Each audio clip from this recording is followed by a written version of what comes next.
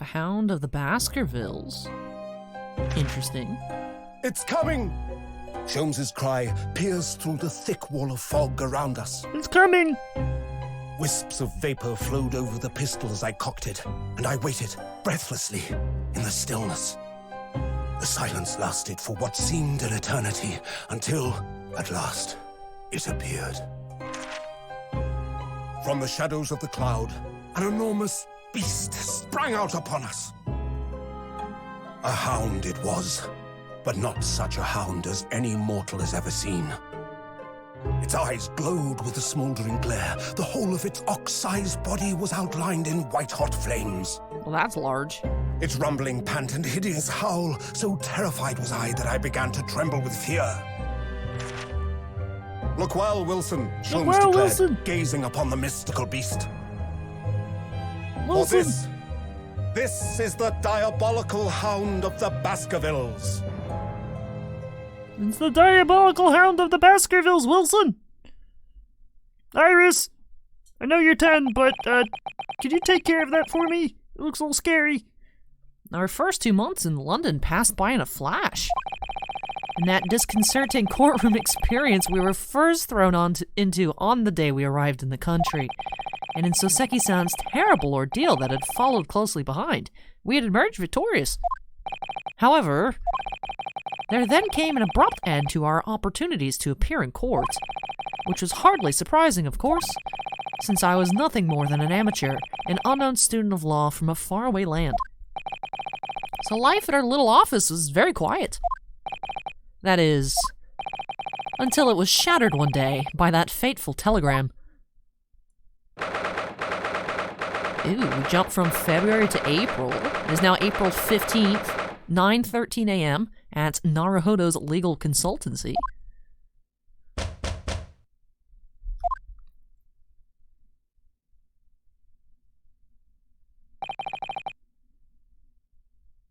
like the plants inside this little terrarium here. That's cute. That morning, I was woken by the unreserved knocking on the door by the telegram boy. But after he'd gone,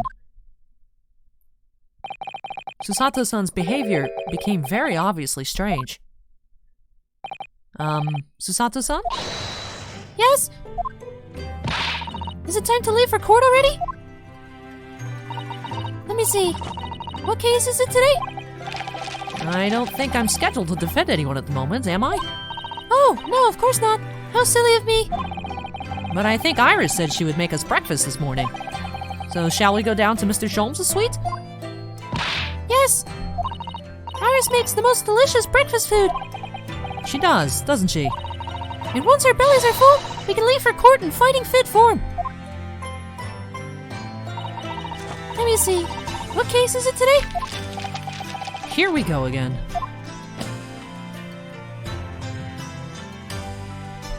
Susato, you okay? Susato doesn't seem very okay. So what was it about? The telegram that was delivered this morning, I mean. Oh, a telegram? I don't know what you're talking about.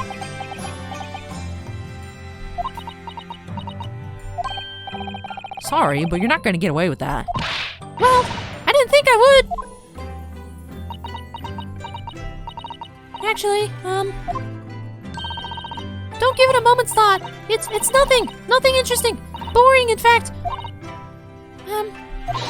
It was just a boring old telegram. That's 3 times now that she's tried and failed to convince me it was nothing. I promise that I'll tell you about it at some point. Alright, I understand. Alright, I have a bad feeling that Professor Mikotoba's a danger. That's my prediction here. Wow, big, bold prediction, Allie. Wow, good job. Anyways, I just realized I didn't say welcome to everybody, but hello, everyone. It's Allie here, and welcome to the Gold Mine. We just jumped right on into in-game episode 5 here. We let the opening credits roll, and then Rinosuke started talking here. So yeah, hey, everybody, welcome to episode number 13 here of the Allie Plays August Takeover, with, of course, the great Ace Attorney Chronicles. We are getting into in-game case number 5, so we are at the end here of game 1. Now, I do have a question for you all, a little poll of sorts, so to speak, and I want you guys to answer me in the comments down below, because I do notice that when I put polls over in the community tab, usually don't get too many responses, but if I ask you guys to tell me something in the comments down below, a lot of people tend to notice, even if they kind of gloss over my questioning. Notice that other people are responding to something in particular and jump on in. Would you guys like a couple days break between Game 1 and Game 2? Because, of course, I am going to go through both of them here. I can't tell exactly how many different parts there are without going through the walkthrough, which, of course, has spoilers, so my eyes wander too much. Even when I try not to, I'm going to pick up on things I don't want to see. So I don't know exactly how many episodes it will take, but of course, if we go a little into September, that'll be perfectly fine.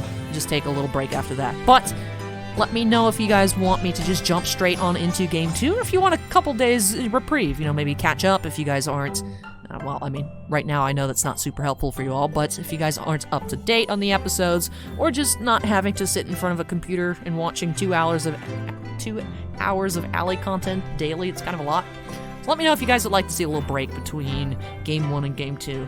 Although I've heard it ends on a massive cliffhanger, so I don't know. Take that into consideration as well. But yeah, I'm worried for Susanto's dad right now. I don't know. Why is she getting a telegram and then acting weird about it? Hopefully everything is okay. But let's talk about Soseki-san. I suppose Soseki-san will have arrived back in Japan by now, won't he? Yes, I should think so. He left immediately after that terrible ordeal. Which would mean he should have completed the voyage already, or be just a few days away. A fortnight ago. Haha, fortnight. Meta. We had that very long telegram from him, do you remember? Complaining of seasickness. But by and large, it seems the voyage has been going well. A lot better than our voyage, wouldn't you say? Hopefully no one got murdered on his voyage. Is something wrong, Naruhodo-san? I was just wondering, what might have become of Soseki-san had he stayed in London? That's all. You mean, as regards Lord Van Zeeks, the Reaper? Yes, I can't help wondering if seasickness would have paled into insignificance in that case.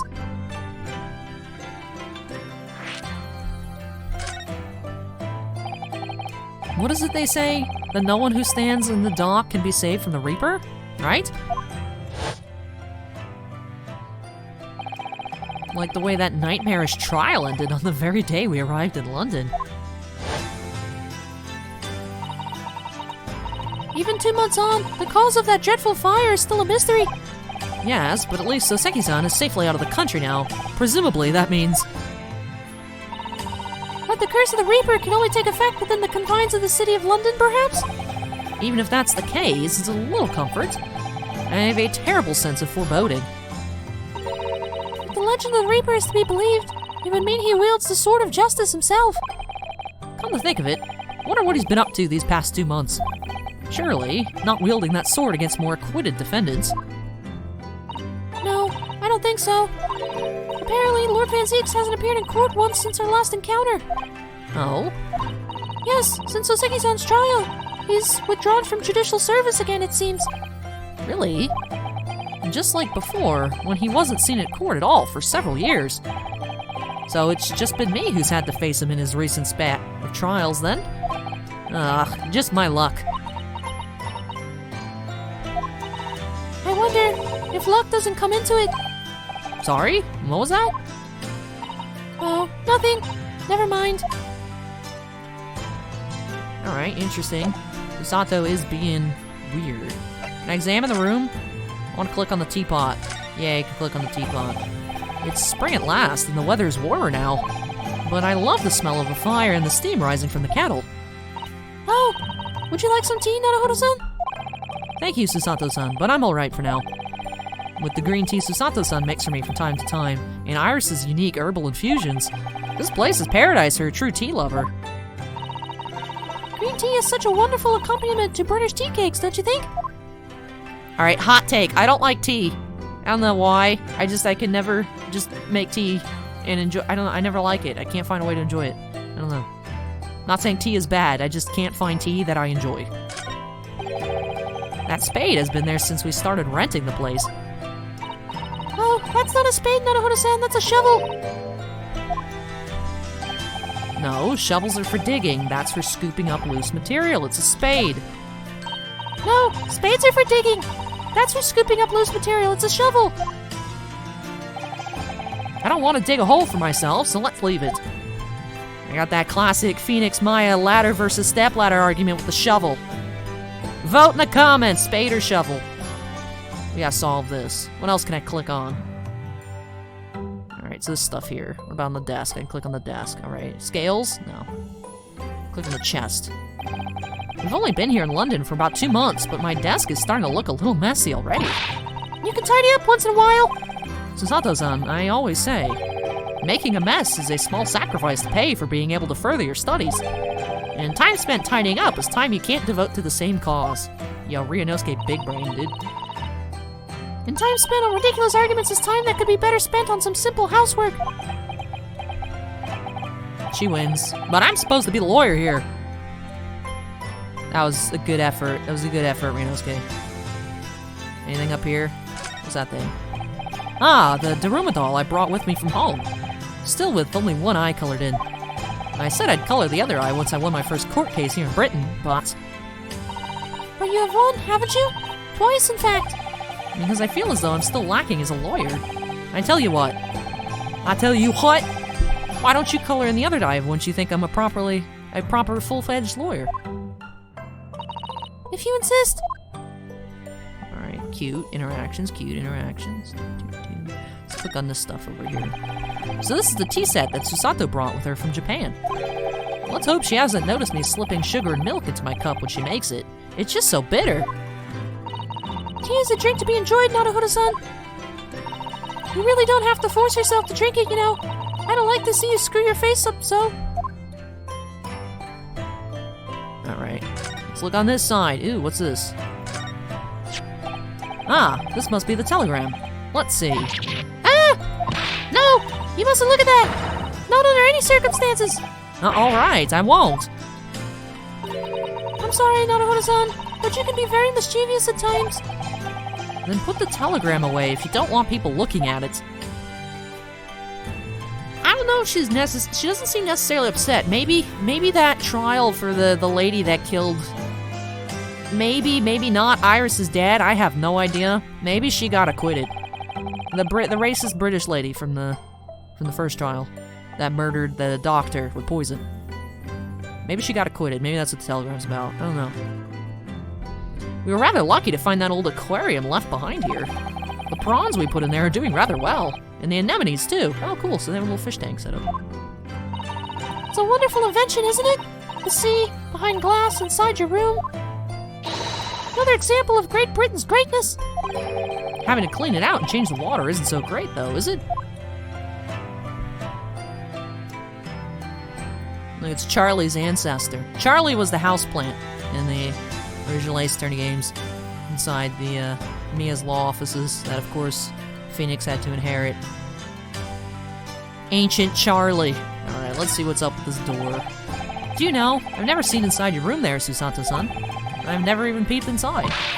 I should think so, too. A young maiden's private chamber is a place of bittersweet secrets, you know. Whatever you say, young maiden. Alright.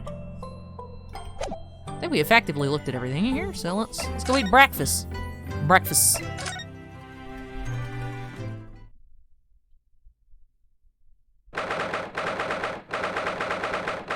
Sholmes is sweet.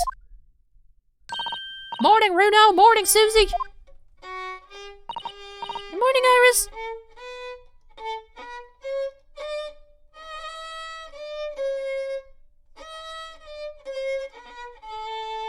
Oh, Sholmes, is that you? Oh, goodness.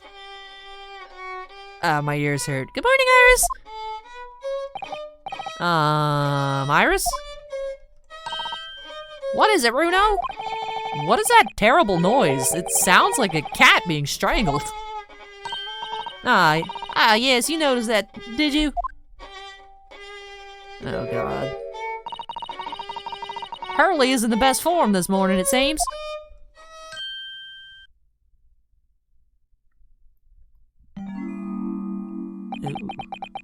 Hello. Hello, Mr. Sholmes. Good morning. Good morning today, perhaps. Has something happened, Mr. Sholmes? You look miserable in the way you were playing the violin before. My analytical mind is dead. Music is dead. The world is dead. Damn this blanched existence! That's all it is, my dear fellow. Nothing of consequence. I'm afraid I don't understand. Well, Iris, isn't it time we ate? Some dry toast and insipid coffee for me, if it's not too much trouble.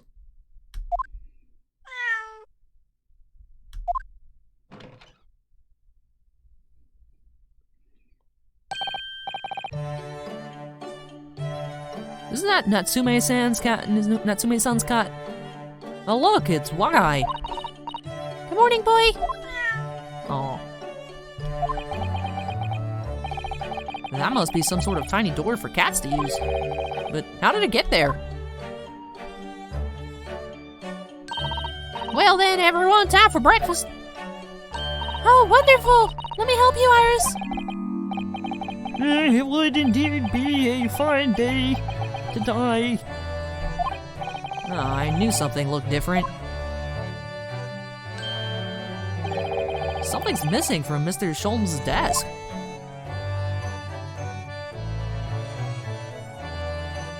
You all right there, buddy? You need a hug? Have some tact, Ryunosuke! Jesus Christ. Oh, I heard you wanted to die, Mr. Sholmes. What's up with that? You seem to be very unhappy this morning, Mr. Sholmes. What's happened? It used to be the case that in my hands, this violin sung like the dawn chorus. Its melissonant tones would make flowers bloom. It would? But now, the muses are unamused with me. The goddesses of music have thrown me over. You know, it's hard to do Kermit voice in an unenthusiastic tone. Very difficult. Whatever do you mean, Mr. Sholmes? 4 hours I have bowed, for days even. Through the night I have endeavored to no avail. That sound, my tone, is lost. That brilliant, clear, unwavering tone, gone forever. No more recitals of unbridled emotion. Well, you haven't been practicing much lately, have you, Hurley? Don't worry, I'm sure we'll come back to you in time. Heed my words, Mr. Naruhodo. The goddess of the arts are fickle. One day they bestow genius on a man. The next, they unmercifully withdraw it. Oh, dear. Why is this happening to me? If they take the turn I have for the violin for me, what is left, for pity's sake? What is left? My life is over. Deduction, perhaps? Isn't that what you're known for?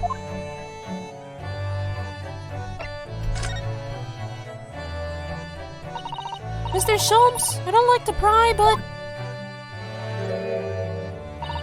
your desk looks rather empty today. Well done, Miss Susato. Your observational skills do you credit. Oh no, Mr. Sholmes, they pale into insignificance when compared to yours. You'd struggle not to notice, wouldn't you?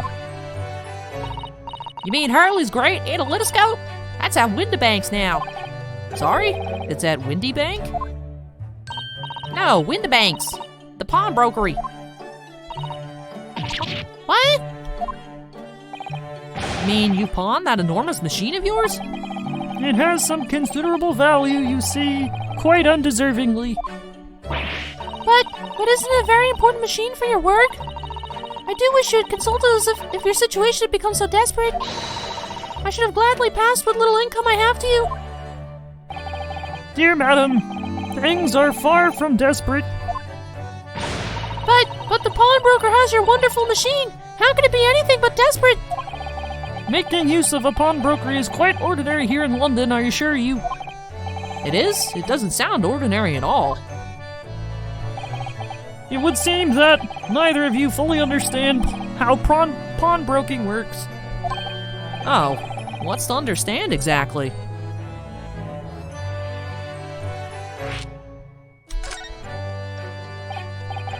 What did you mean when you said we didn't fully understand how pawnbroking works? To the people of London, pawnbrokeries are akin to banks. Banks?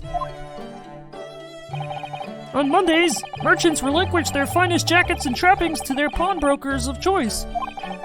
With the money they receive in return, they are able to trade happily through the week. And then on Saturdays, they go to recover their things using the money they've earned. I had no idea. This has been a fascinating lesson for us. Everyone does it, you see, especially people in inner London. And should they have money to spare, they would purchase another fine jacket. Not to wear, obviously, but to pawn, should the need arise.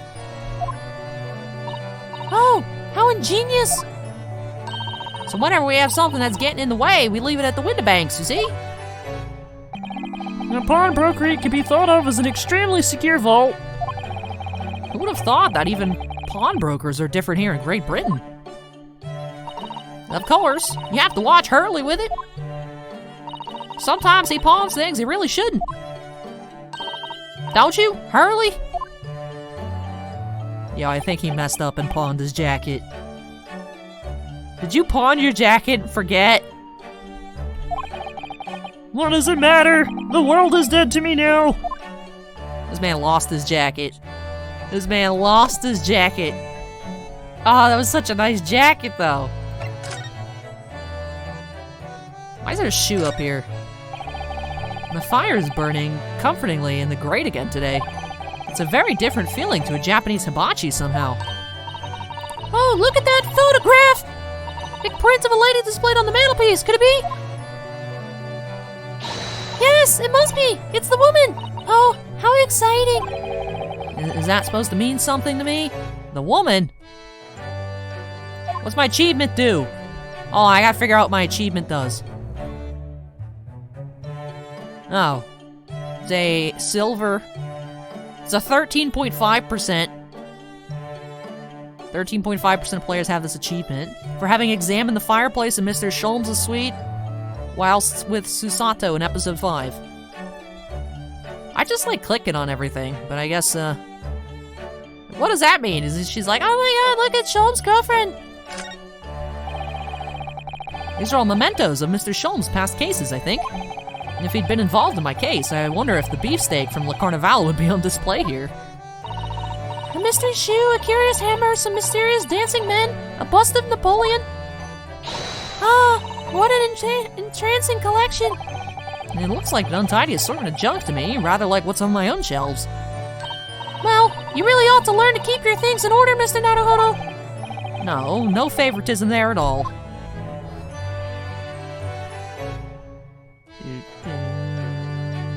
I'll talk to you later, Iris. Click on the globe. There's all sorts on these shelves. Chemistry apparatus, books, papers, and lots of things I've never seen before. It's all heaped up so high, I can't help feeling that the whole lot is gonna topple at any moment. Oh, it's such a charmingly untidy collection of paraphernalia, isn't it? It just looks messy to me, like my desk. Well, your desk sucks, Mr. Naruhodo. But you, Mr. Naruhodo, must learn to tidy up after yourself. Mr. Sholmes has an art. You have a mess. No favoritism there, then. Not at all. Not at all.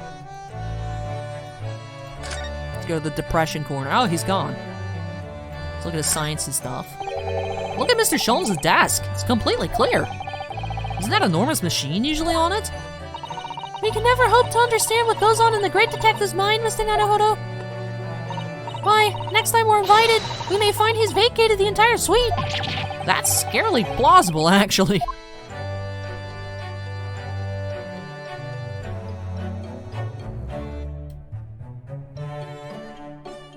Wow, so I clicked on one thing and it knocked out the whole area. Alright. Alright, excuse me, Iris. Ew, this is Iris's side of things. This looks so much nicer. Iris's beautiful tea set is there on the table as usual. A cup of one of her special herbal blends always helps me to relax when I'm feeling the strain. The English pastime of tea has many similarities with our own tea ceremony customs, don't you think? It's the idea of hospitality behind it. That's the essence of tea. It's a cute little chicken. Look at that little chicken. That's a charming little white shelf. And full of charming little bottles, too. But the contents of them aren't quite so charming, it seems. Science is the future, Mr. Naruhodo. You can't deny it. I'm saving my money so that I can buy some chemistry apparatus as well. Law, chemistry, takedown throws. What diverse skills you boast, Miss Susanto. As useful as they are, I'm not sure that my throwing skills are worthy of inclusion in that list.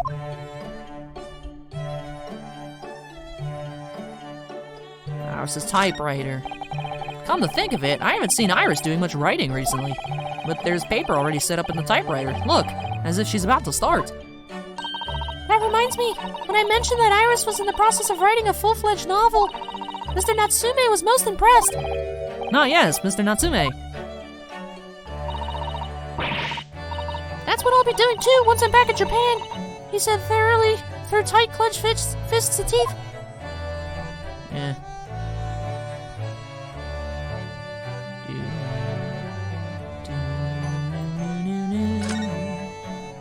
Hello, Iris. You small child. Wagahai.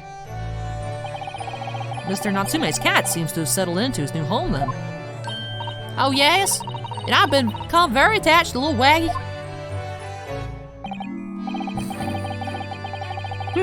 It would appear his previous owner is completely forgotten to him. Cats are unfeeling creatures. Their mews as empty as the hearts of the muses. Oh, look at that cat. Oh. If Mr. Natsume had no intention of taking Waggy back to Japan, I wonder why he kept him in the first place. I expect he would have taken him if he could, but pets are strictly forbidden aboard steamships in our experience. And for good reason. Terrible things can happen if the rules of passage are not obeyed. Well, I don't mind, because Waggy is adorable. Oh. Yes, he really is. Oh, yes. What about the door? I don't remember seeing that tiny thing in the main door before. Where did that come from? Oh, you noticed? You are observant, Rudo. Look, I use this. It's my latest invention. What? What is that? I call it the cat flap-o-mat. Gosh, a machine made for making doors just for cats? That's right. You can make a cat flap for a little furry friend just like Waggy in seconds. And it can do it in any door at all, no matter what it's made of. It's very powerful, you see. Wouldn't it have been quicker just to make the cat flap rather than making a machine to make the cat flap? Well, yes, maybe, but now I can make cat flaps anywhere I like. Oh, I think it's wonderful. You must make one for us in the door of our office upstairs, Iris. She really knows how to come up with unconventional inventions, this girl. Hey, hey, hey.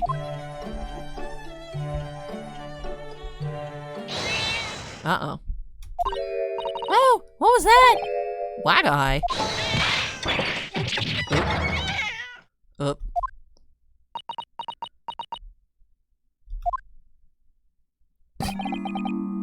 What was that? Oh no! Wagahai's tangled up in your violin! I think he thinks it's a toy! No! What's he doing to it? Oh dear! Mr. Sholmes' precious violin! Why should I care? What? I shouldn't be surprised. The world is dark and empty. If the cat is a more accomplished musician than I know, why should I be surprised that the cat is better than me? Mr. Sholmes is really in poor spirits, isn't he? Well, anyway, I'll put it back where it lives, shall I, Hurley? out of the cat's reach if possible. Maybe we should assess the damage.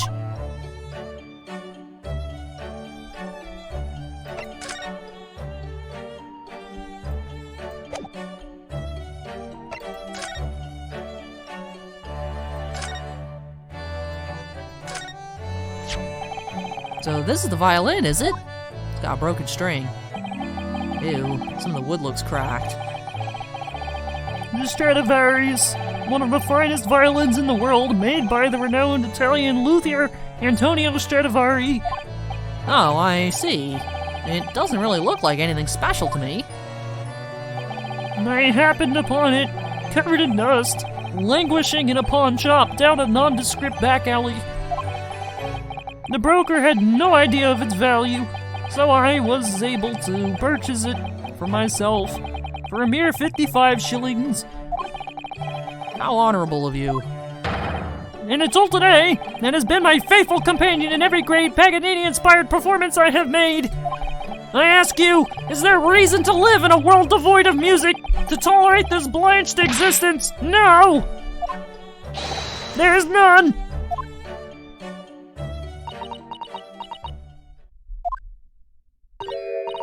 Mr. Sholmes? What, dear madam, what? My thoughts are preoccupied with fancies of release from this dull routine. Why won't the world end me? Well, it's about the violin. It looks very different to normal, don't you think? What do you mean, Miss Susato? Oh, Susie's right. Yes, the tone of the wood is completely different. And that's not all. I'm sure there was no crack before. Wait, it's not even the right size, is it? What is this? I think somebody stole your violin. I'm terribly sorry to have to tell you this, Mr. Sholmes, but that instrument isn't a violin at all. The what? I believe it's an entirely different instrument called a viola. What? Fun fact, I play viola. You're right! You are quite right! This isn't my faithful Stradivarius! So what pray is this piece of string flotsam? Not your faithful performing partner, then?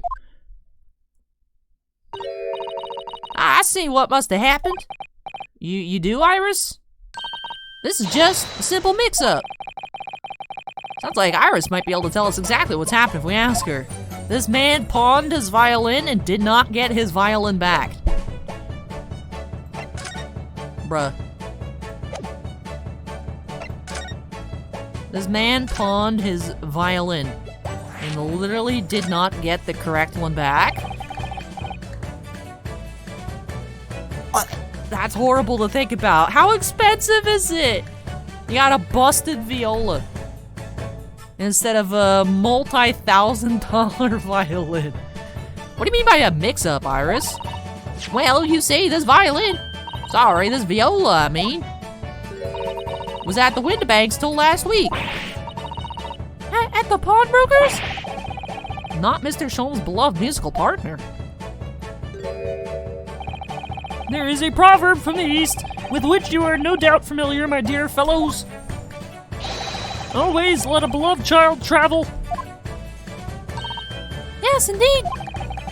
So you sent your beloved violin into the pawnbrokers in the hope that it would experience personal growth? Oh, what a wonderful idea! Last week I pawned my great analytoscope in order to release my precious instrument, but it would appear Mr. Windibank mistakenly furnished me with his tawny fiddle instead. But my ears cannot be deceived by the hollow timbre of this piece of timber. No, but your every sense was deceived by the fact it just had strings. Sure, a fine state of affairs this is. And why I always say, Mr. Naruhodo, never trust a pawnbroker. They will try to fiddle you every time. But earlier you told us that you could think of a pawnbroker as an extremely secure vault.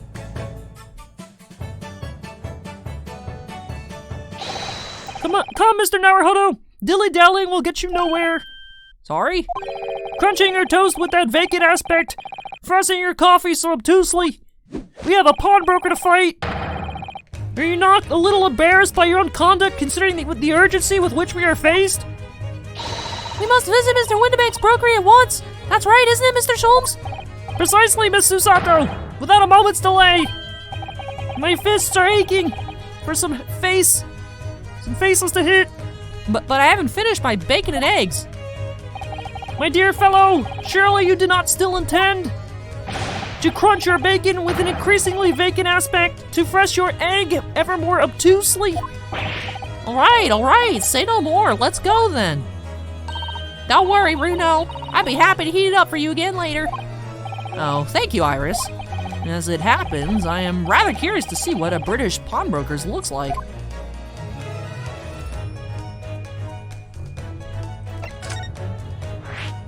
New location, Baker Street.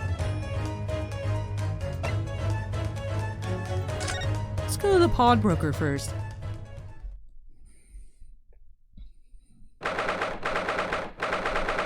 Alright, we're at Windibank's pawnbrokery.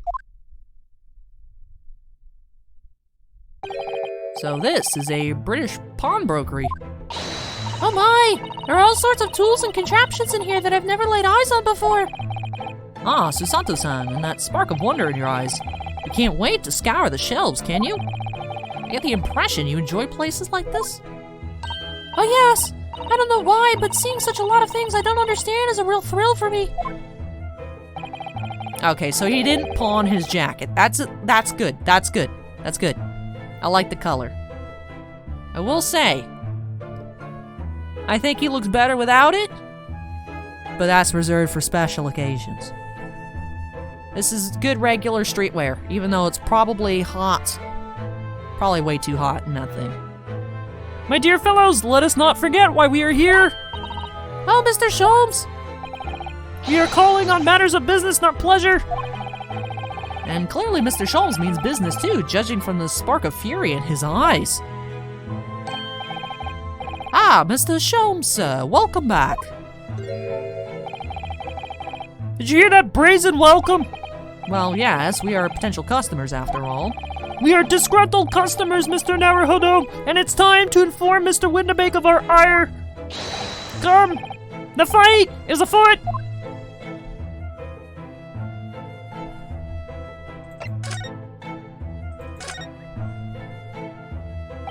Naturally, you will recall this, which I retrieved from you some days ago. Yes. This second-rate fiddle is not my faithful instrument, Mr. Windibank. The color of the wood is different and has holes in it. It's not even the same size. A wonderful summary of our observations, Mr. Sholmes.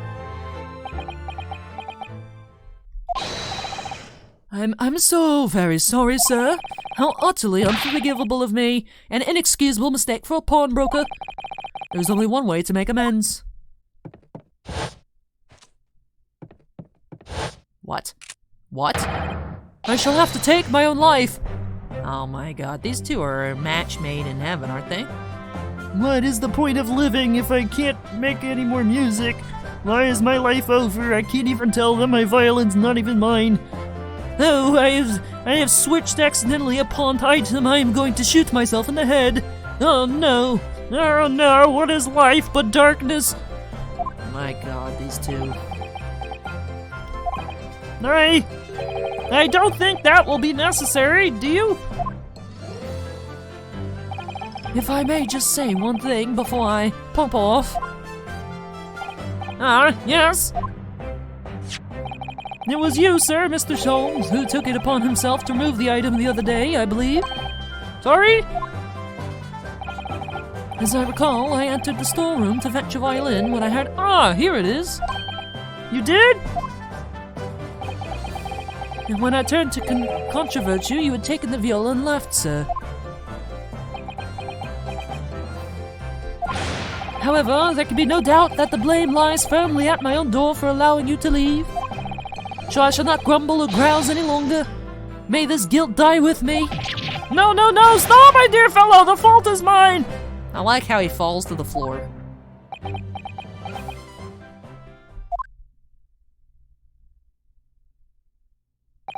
Phew.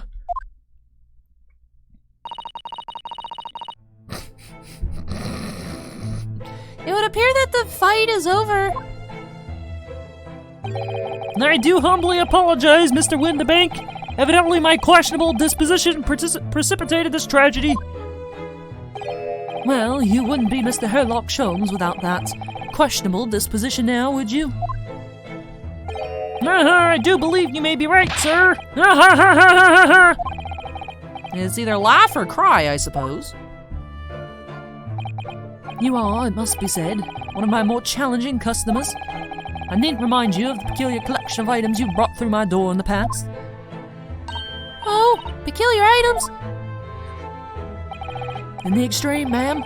For example, the unpublished manuscript of an eponymous work, the novels of Herlock Sholmes or some such. Oh my! A new full-fledged novel?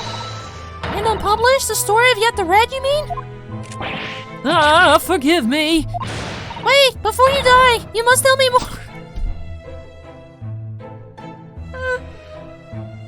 Oh my goodness. Oh my goodness. Yo, Herlock literally stole Iris's script and pawned it, dude. Now the dude's gonna be like, no, my life is over. Oh my god. Jesus. I must know more, tell me everything! Wow, Susanto-san is really fired up now. Is there really an unpublished story under this very roof? Well, one day the gentleman here brought in an old metal chest, you see.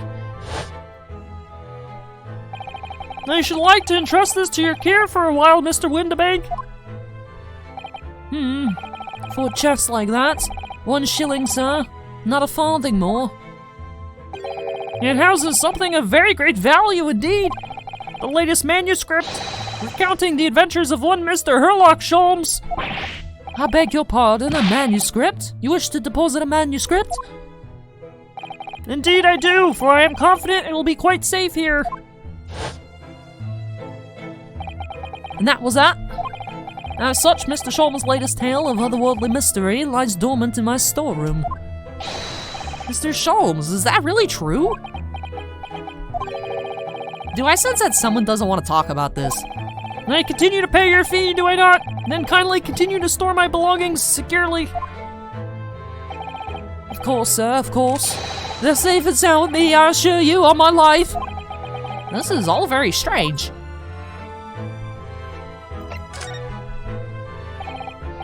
I wonder, could I ask you something? Gentleman from the East, I see. Yes, that sable suit. I suppose I could offer you 6 pence for it. Not wishing to offend, the tone is somewhat dull. Sorry? But for your splendid attire, ma'am, 5 guineas, no less. The colors are exquisite, the design exotic. Eastern artistry at its finest, may I say. Oh my, 5 guineas, you say? How interesting. Why do I feel as though I've suffered some sort of defeat here? Actually, I was hoping to ask you about your business. I've heard it said that pawnbrokers are used rather like banks here in London. Yes, sir, indeed. Many of my customers utilize the establishment as you describe. I appraise their items and offer them a proportionate loan and 2 months of secure stowage. If, in that time, they repay the original sum to me plus the agreed interest, their items are happily returned. What happens if they don't pay you the money? Then the items are offered for sale in my shop, as you can see on the shelves behind me.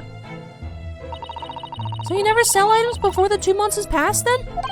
That's right, ma'am, that's right. Which means some considerable responsibility rests on my shoulders. Should a customer's precious belongings be lost, the only recompense is for me to end it all. The very idea, Mr. Windibank, is an absurdity. One should never talk of one's demise so casually. Oh, that's rich coming from you, Herlock. Says the man who was telling us all about it.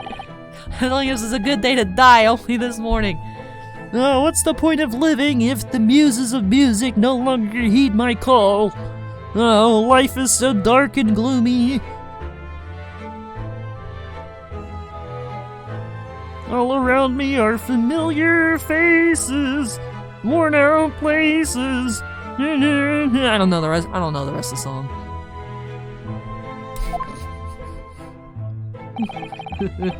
Let us not forget that I have already helped you take measures to ensure such a tragedy never occurs.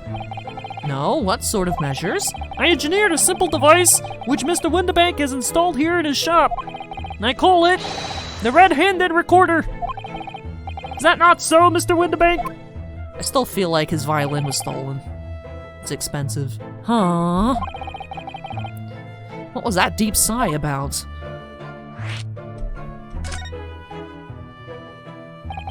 What on earth is a red-handed recorder? Use your eyes, my dear fellow. There are two just below the ceiling. I can see what appears to be a camera attached to some sort of timing device.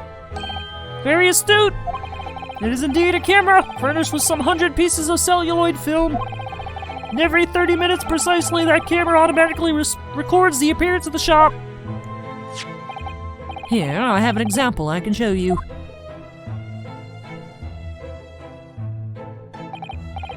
Yes, a print from the camera set to record the activity at the shop counter. I developed a special type of film so sensitive it produces a crystal clear image even in darkness. Really? That's extraordinary. Yes, you can clearly see the counter and the door behind it, look! This man invented security cameras. So you see, were someone to enter the premise with ill intent, his identity would be summarily exposed. But did you not say that the photographic prints were taken at 30-minute intervals? Indeed, as you say, my dear madam. Then what if the incident were to occur between times? One could only say, that would be a cruel twist of fate. I must confess, your device has been giving me some calls for distress of late. I beg your pardon, Mr. Windibank. Surely they are anything but distressing. Reassuring is the word. It's the cost of the film, sir. You most graciously placed not one, but 2 cameras in my shop, after all. Which means I must pay for nigh on 100 utterly useless prints every single day. I'm afraid the cost of the film will break me before I'm very much older.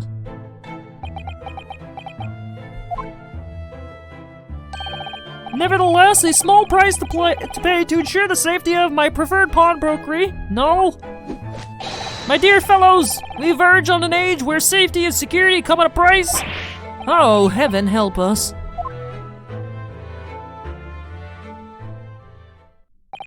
Now then, Mr. Sholmes, allow me to return your precious violin. Ah, the very thing! Thank you, Mr. Windibank. Perhaps this might mark the end of the peculiar items you tried to pop, Because if anything were to happen to one of them, this would be the only answer. I really think you ought to stop waving that gun around. Someone could get hurt. Fear not. Sorry? They've only loaded a single bullet, so no one but myself could possibly be harmed. That's not really what I meant. Good day to you, then, Mr. Windibank. It's been a pleasure as always, Mr. Sholmes. So, Mr. Naruhodo, now we can explore at last. I get to click on everything. Let's click on these clocks. I've investigated thoroughly, but I can't find anything out of place. Yeah, I investigated so thoroughly. Let's click on the scales. There seems to be a little door hidden behind that curtain there. That leads to the storage room, where Mr. Windibank keeps articles that are currently in pawn. Ah, I see. There's nothing of particular interest inside. I certainly wouldn't recommend any larcenous activity. Recommend it or not, it's not something I tend to do. There's but one key, and Mr. Windibank keeps it in his pocket at all times. Before he sleeps, he places it into a small pot, which he slides under his pillow. How on earth do you know about that, Mr. Sholmes? I am a detective, sir. It is my business to know what others do not. I am frequently assailed by information that I neither care for nor wish to retain. Mr. Sholmes, you are a wonder. And the prime suspect if this pawn brokery is ever burglared.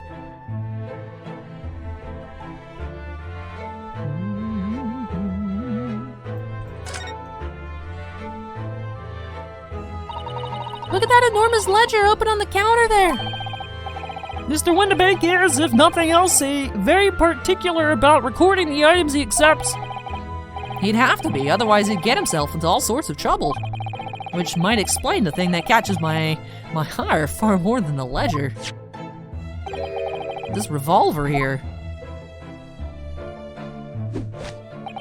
Do not entertain even a single thought of pilfering an article herein, my dear fellow. I assure you, Mr. Windibank would not hesitate to draw that weapon with a speed belying his portly size. Oh, you don't mean he'd... Blow his brains out, indeed, in recompense for his blunder. Oh my! Oh my, indeed, Susato. This is insanity! This is insanity! Oh my goodness. This is ridiculous. But in any case, of course we would never do such a thing. How could you even suggest it, Mr. Sholmes?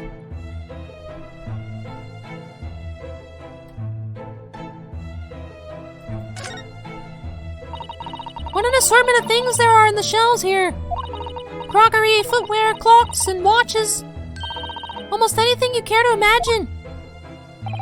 Those are forfeited items offered for sale by the pawnbroker. What does that really mean, though? When you pawn, or colloquially pop, an item, the broker loads you money against its worth. He stores the item for an agreed period of time, after which the loan must be repaid. If not, he is free to display it in his shop for sale at a price of his choosing. Oh yes, now you've explained it and I'm noticing little price tags on everything. Of course, simply by paying the agreed interest on the loan, one could extend the period of safekeeping. So you may pawn that black garb of yours without fear, my dear fellow. My treasured university uniform? Never! It embodies my student spirit! This is a big old horse. Nothing. Okay. Alright, let's look over here. Those are weird dolls.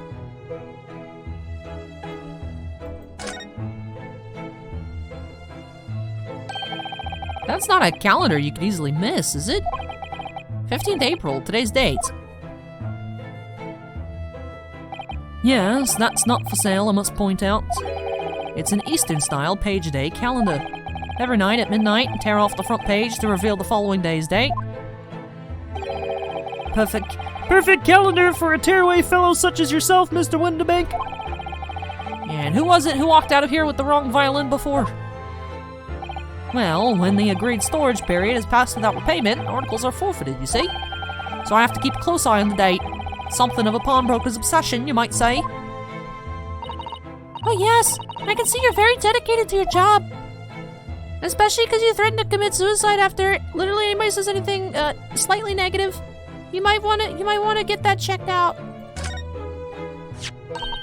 Look at this! Whatever could it be used for? I have no idea. Ah! I really love the Susato leaning in animation. There's a small catch just here, look! We're going to open it, aren't we? Oh my, that's amazing! That's some sort of spring-loaded mechanism! Which we'll never manage to put back to the way it was before.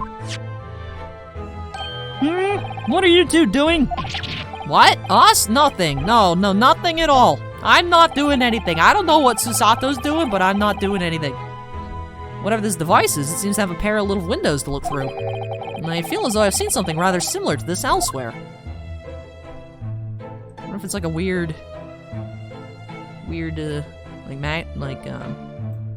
binoculars or something. 3 globes of gold. Is that some sort of charm? Dear me, have you not seen that sign before? No, never. The 3 golden balls are, in Great Britain at least, the universal sign of a pawnbrokery. There are more than 700 such establishments in the capital, all showing the same sign. Oh, I see. I had not imagined your ignorance was so profound. Oh, well, what is the significance of the 3 golden balls then? Does it have some special meaning? That is entirely unimportant here, dear madam. Irrelevant, even. You mean you don't know?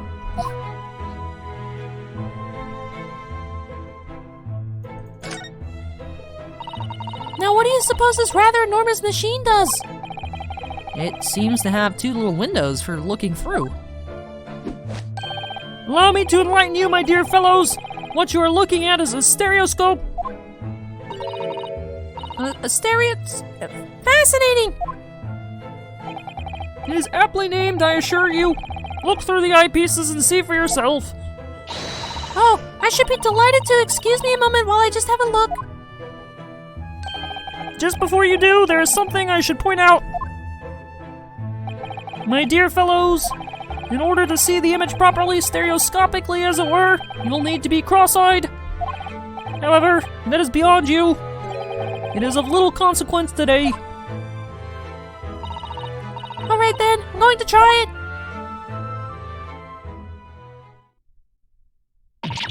Ah! Mr. Naruhodo, you must see at once. Oh, all right then. So I need to be cross-eyed. I'm trying to look at my own nose.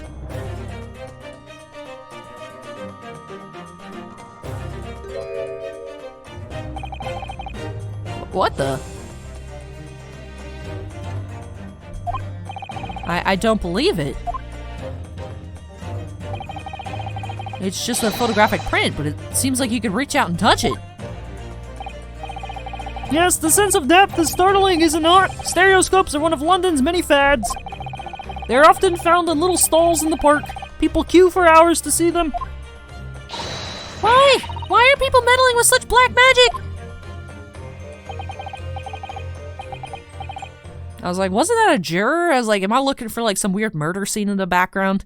Pretty sure that was the, it was probably the one juror from the McGilded case. Well, like juror number 2 or something? In like street clothes. It is no magic, my dear madam, it is well. Far too complicated to explain at the present. We shall save this lesson for another day. Oh. Alright, I feel like I've clicked on everything.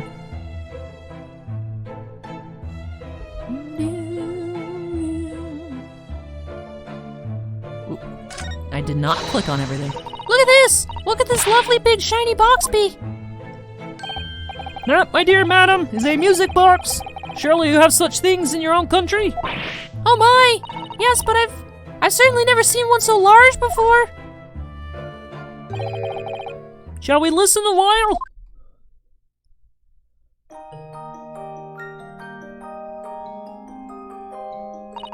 Ah, what a sublime sound! It's like the music of angels. I've never heard anything like it before in my life. This particular specimen is of the larger variety commonly found in public houses and restaurants. There is a metal disc inside which the notes to be played are recorded. Simply by replacing the disc with another, any music you care to imagine can be played. My goodness! What a simply delightful machine! Indeed! Though their popularity has waned recently with the development of the gramophone, of course. Science and technology advance at such an overwhelming pace. What? Only tuppence for it? That ain't fair, and you know it. The article's barely worth a pet. The article's barely worth a penny, miss. Cannot offer more. Sounds like there's an argument brewing over by the counter. Come on, that can't be right. Have you had a proper butcher's at it? Is that Gina? That's Gina. I've seen all I need to see, young girl. Wait, don't we know? I'm sure I recognize her. Oh yes, it's the young lady from Mr. McGilded's trial 2 months ago. Her name is Gina Lestrade, my lord. She's a chancer, earns her crust among large crowds, relieving people of their purses. What's commonly called a pickpocket.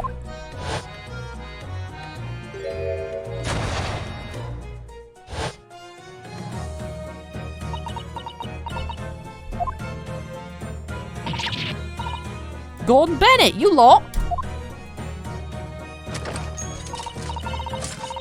Hello, Miss Lestrade. I hope you've been well.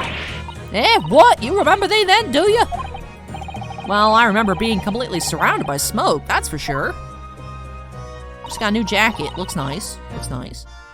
So what are you doing here? Down and out like the rest of us? Nothing to eat? Come to pop that black weasel sorry coat, have you? What is it about this black uniform that makes everyone comment on it? Ah, good day! Unless I'm much mistaken. You would be the young pickpocket who stole our experimental smoke grenade launcher. Ah, Mr. Sholmes. So, you have something of value to pawn, do you? Want me to see the article and I shall negotiate with Mr. Windibank on your behalf. Pull the other one. I don't need no help from some stuck-up D. Get out of my business. Go on, I'll make trouble for you. As you wish, Miss Lestrade, and I will happily remove myself from your presence.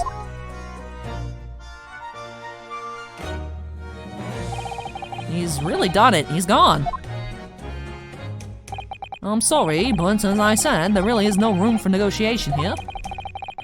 What is that thing he has in his hand? Some kind of metal disc?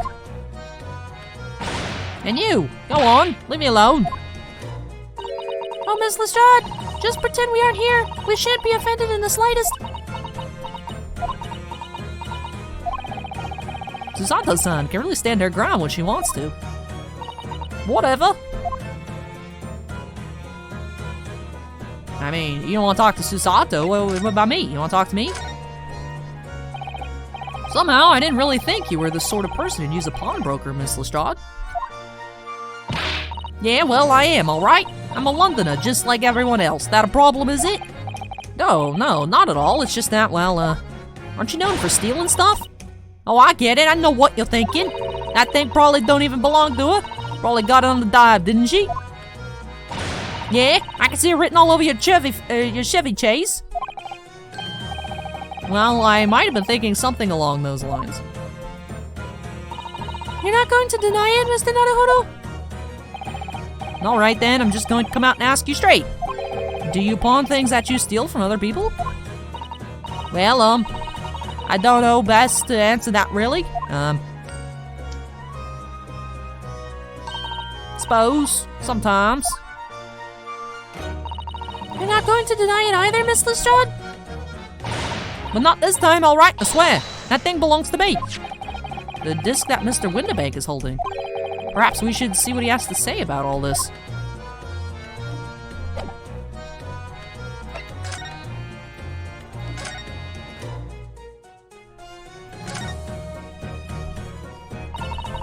Mr. Windibank, what exactly is this metal disc that Miss Lestrade brought in? It seems to have hundreds of tiny little bumps on its surface.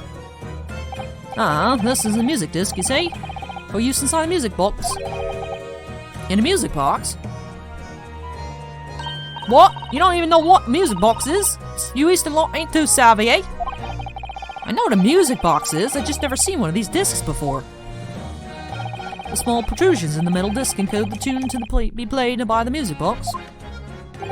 You simply insert the disc and set the machine going. Beautiful music plays. It's so incredible!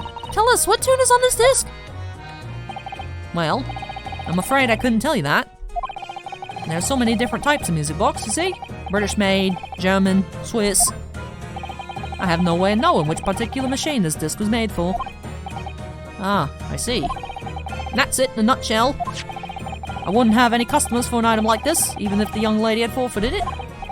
Really, I'm already offering more than I should at a penny.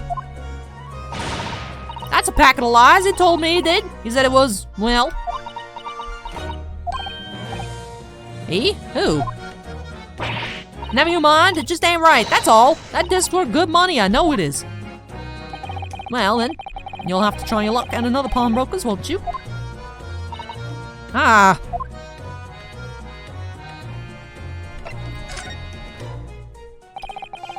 She's been in before, of course, this little tattered Damalian. I see. And brought some dubious article or other with her every single time, I might add. Dubious? What you trying to say? I'm an honest customer, me. So, is there something dubious about the disc she brought in today? Well, if only it were that simple. Sorry, what do you mean? What she actually brought in was a storage ticket. Ah, a storage ticket. So, Miss Lestrade has actually come to redeem an article from you today, is that right? Yeah, that's right. A girl like me has a lot of stuff what needs storing. Alright, yes, that's definitely dubious. The article in question would have been forfeited at midnight tonight, but as she gave me the ticket for it, and repaid both the loan and interest, I was obliged to return the article to her. But what was the article? Do tell us, Mr. Windibank. Little scamp is wearing it, ma'am. Oh, the jacket. It's the overcoat that she redeemed. Oh. What? What's wrong with that? Fits, don't it? I mean, it's mine, so of course it does. So what about the disc then? How does that come into all of this? The disc is something else. New article to pawn if the girl and I could agree a price.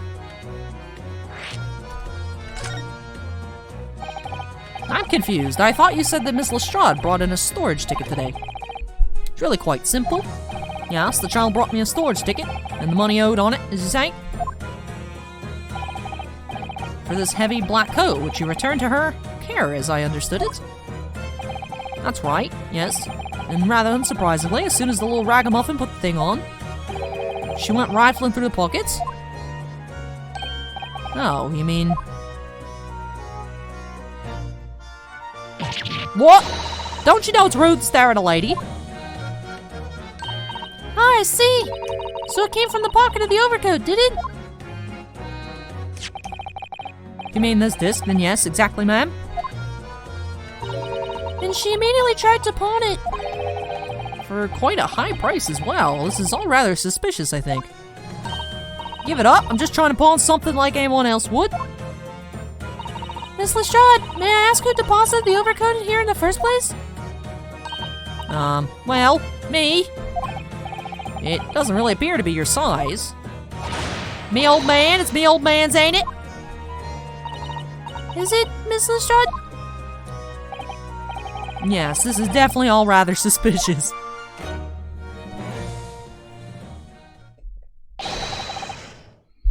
Out of my way, please.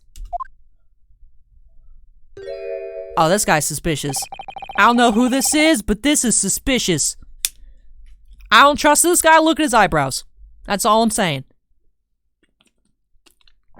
This man has suspicious eyebrows. Who's this picture postcard English gentleman? Oh, this guy looks like a douche.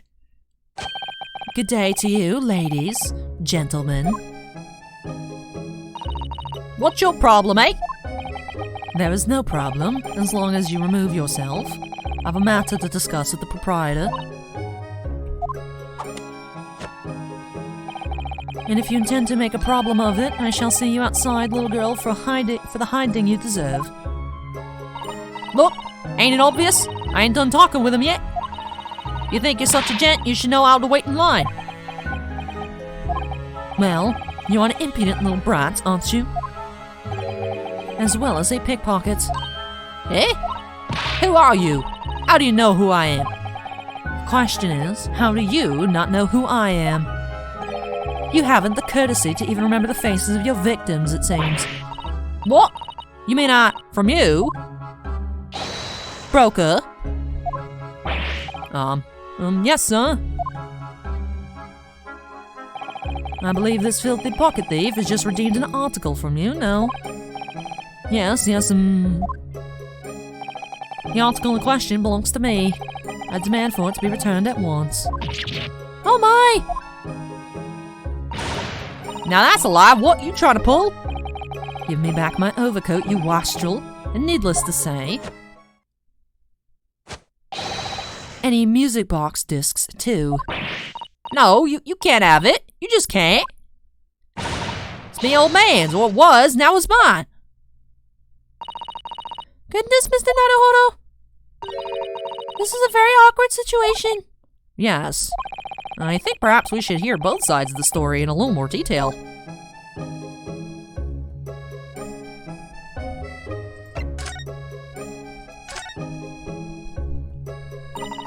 Miss Lestrade, is what the gentleman is saying? What do you think? It's all lies, ain't it? Obviously. Swear on my life. I ain't never laid eyes on that dandy before. That's it now, you little ragamuffin. You stole it, didn't you? That ticket you brought in here just now? No, I swear it. I swear to God. It was barely an hour ago. I was walking along the streets minding my own business when this little gutterling ran into me. Knew at once what had happened. I've been robbed yet again, I thought to myself. Those wretched pickpockets. Yet again? Oh yes, as you can see, I am a man of impeccable style. This isn't the first time that I've been targeted by these backslum scoundrels. Dude, you look like a reject JoJo character. Like weird Caesar Speedwagon crossover, and I don't like it. I don't like it. I don't trust him. This guy's a pompous douche. And now then, relinquish my overcoat. This dude is JoJo posing in the pawnbroker antique shop. Stop it. Yeah. Come along now, Mr. Stott. Give the good gentleman his coat back. If you're going to cause trouble, I shall have no choice but to call the police. Oh, hold on. Why does everyone think it's me? Just look at this dandy cove. You think I'm the dodgy one? I'm sorry, but no one's going to believe you. Well, what about evidence? Yeah. Where's your evidence that I've stolen something, eh? Come on, let's see it. Oh, I have evidence, naturally. You what?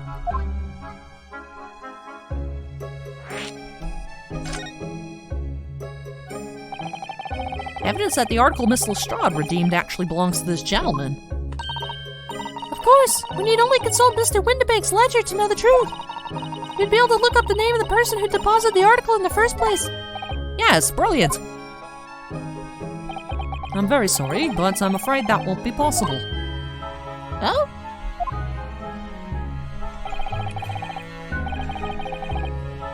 I never ask customers' names. That's a strict policy of mine. But why not? That's kind of weird.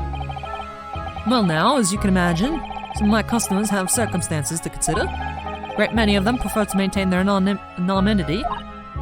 Yes, I see. But then how can you know if an article belongs to the person asking to redeem it? Oh, it's quite simple.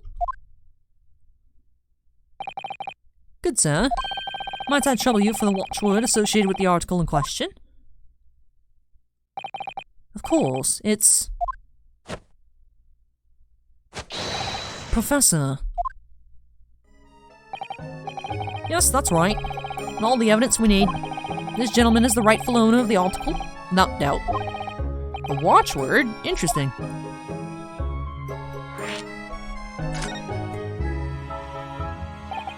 So, about these watchwords, Mr. Windibank. As I just explained, never ask customers' names when they deposit items with me.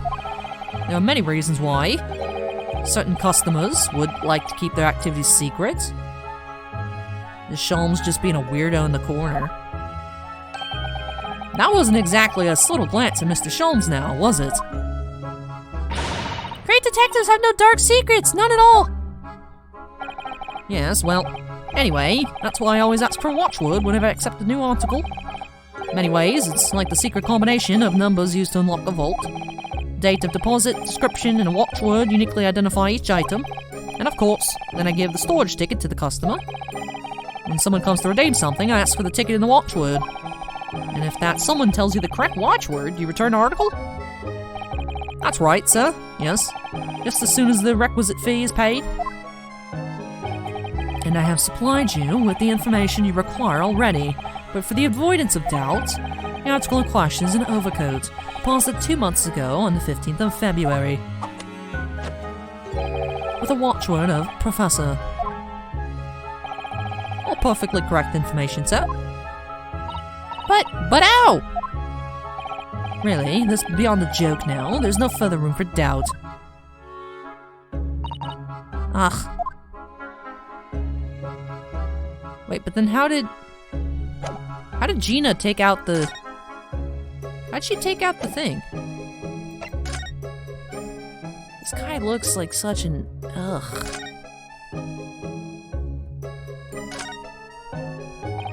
Excuse me, but who are you? One would expect the inquirer to introduce himself first. Though clearly you are not British, so perhaps our ways are foreign to you. Oh, sorry, yes, we're for the Empire of Japan. We're studying here. Oh yes, Japan. I've heard talk of the place. Its inhabitants live on some fiery, brown-colored soup dressed with exotic spices. You might be thinking of somewhere else. And what was that theatrical gesticulation about? Perhaps. Anyway, if you are a gentleman, sir, you offer your own name first before inquiring after the name of another. Of course, yes. I'm Ryunosuke Naruhodo. I'm a lawyer. Well, a student of law, really. My name is Susato Mikotoba. I'm Mr. Naruhodo's assistant. I see. My name is Benedict. Yes, Eggert Benedict.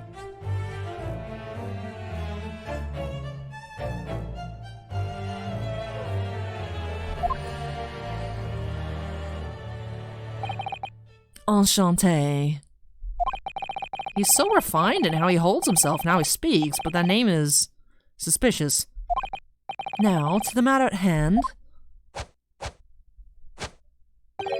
My overcoats, return it at once to someone with the style to carry it off. Every move he makes, every breath he takes, I can't stand watching him.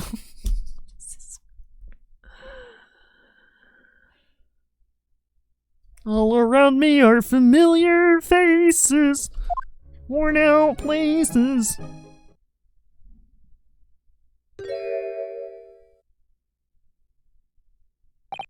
So, let that be an end to the matter. And thank you for your custom, Mr. Eggert Benedict, sir. With such reasonable rates of interest, I may even decide to come back. This is why I hate grown-ups. Just 'cause I'm a diver, everyone thinks that makes me a liar. And the contents of the coat pockets, if you please, broker. But of course, sir, here's the disc for you. Just this one. Pardon, sir? I was expecting another. That is, I deposited another. Another disc? Oh dear. I regret to inform you, sir, that was what was deposited with me when it was a mere overcoat. Disc happened to be in one of the pockets, but I was completely unaware of it until now. So, Gutterling, you're hiding more of what's rightfully mine, are you? Says who, eh? I don't know nothing about it. Very well. Then I shall bid you farewell. Say goodbye to style. Wait a minute. That disc is mine. What do you think you're doing, you little tramp? You've drawn blood, you filthy animal. Oh my! Yes, there's blood on the disc. And it's because of all those sharp little bumps. The man must have scratched his finger on them. I found it first, alright? I mean, it belonged to me, old man. So you're not having it? Oi, you take it. Me? If I hang on to it, they'll have it off me again, so you keep hold of it. Miss Lestrade, why is this disc so important to her?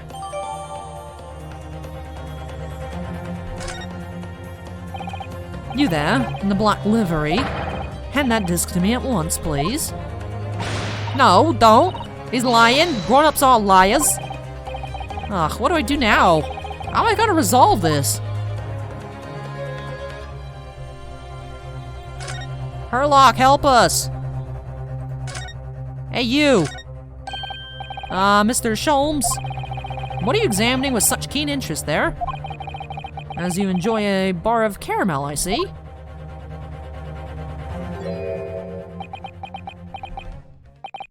So, you found me at last, Mr. Naruhodo. Sorry? After that young pickpocket sent me on my way, I was forced to lurk in the shadows. Cruelly ostracized as the rest of you partook in the jovial atmosphere of fellowship. I had nothing to occupy my mind, but was too ashamed to let society see what my downfall had done to me. So feigning mock interest, I pretended to examine the tedious trinkets in this desolate place. Whilst, as you shrewdly observe, gnawing on the only friend I have left, this 7% solution of caramel. Pray, do you claim to understand the depth of my despair, Mr. Naruhodo, but how could you? I was so lonely, so desperately lonely. I'm all alone, with no one beside me. I'm alone. Then why on earth did you just rejoin the conversation? Things have gone from bad to worse here, you know? Yes, I overheard much of your conversation. Or rather, in my craving for human contact, my ears devoured every word that was uttered. You really were sad, weren't you? Poor Mr. Sholmes, I feel simply awful for you. It would seem that my inferences are correct. Oh, surely you're not about to tell us that you've solved the entire case once again? My dear madam, sometimes I wonder, were my genius for deduction to be commoditized? How much could I pawn it for?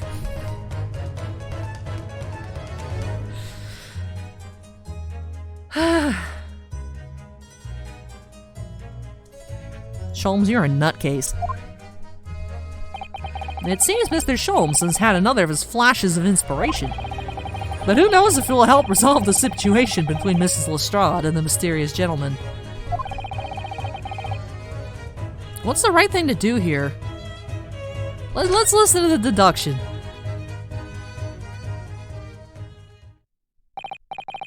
Well, Miss Lestrade, it would appear you find yourself in something of a predicament. Where the blue blazes have you been, eh? Pardon? When a lady's in trouble, True Jet's supposed to be there to help. Straight away, not an hour later. Harsh. And who, pray tell, are you?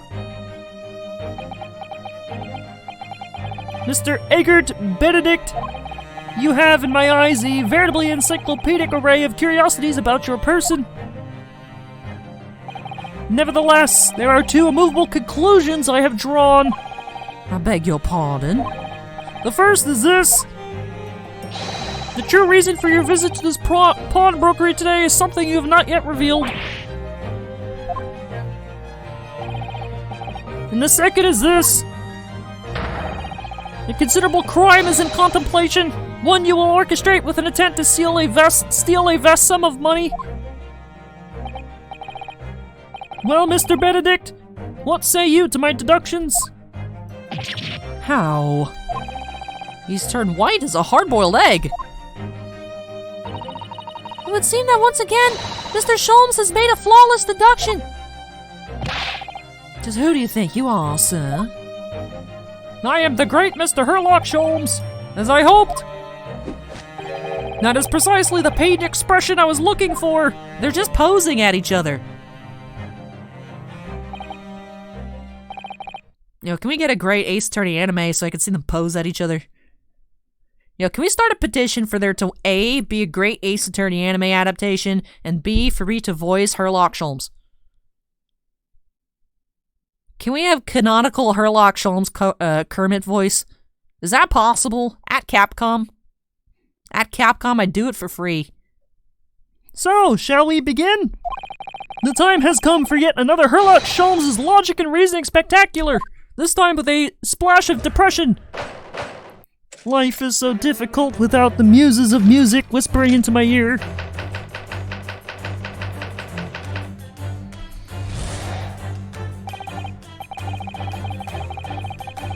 First of all, we must ask ourselves on what business you ventured to this pawnbrokery today. You claim to have followed this pickpocket here, having had the redemption ticket stolen from you on the street. But that is most certainly a lie. The real truth is something quite different. It is revealed by that which you hold in your hand. Yes, what you brought into the shop in the first place is a staff recruitment flyer.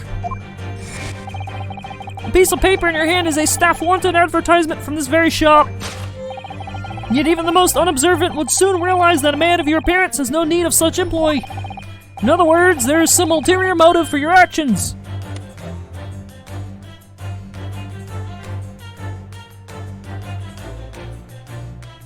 He has the initials AG on the cane. Why do I feel like this guy is just a thief, but a better thief than Gina? I don't trust him at all. I don't trust him at all.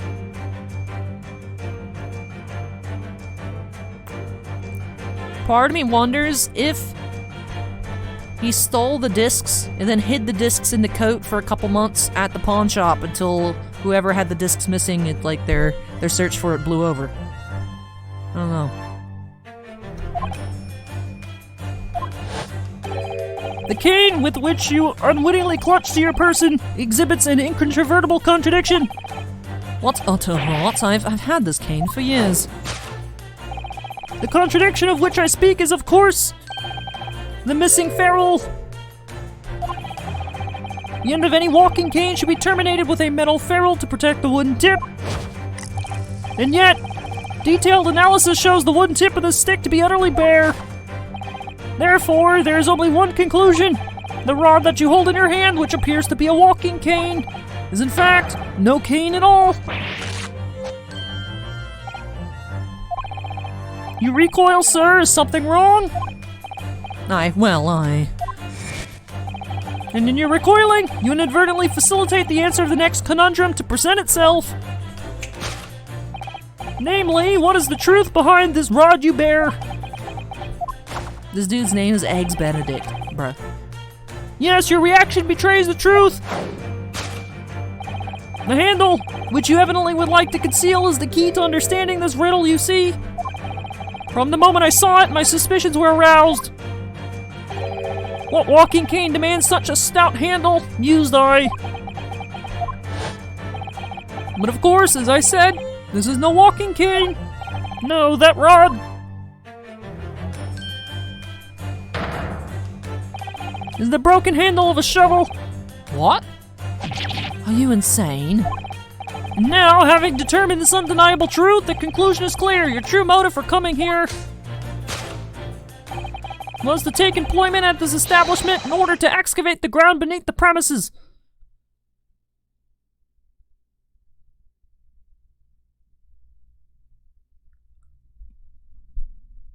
What? What a calculated crime you have conceived, sir! The wickedly calculated crime! What?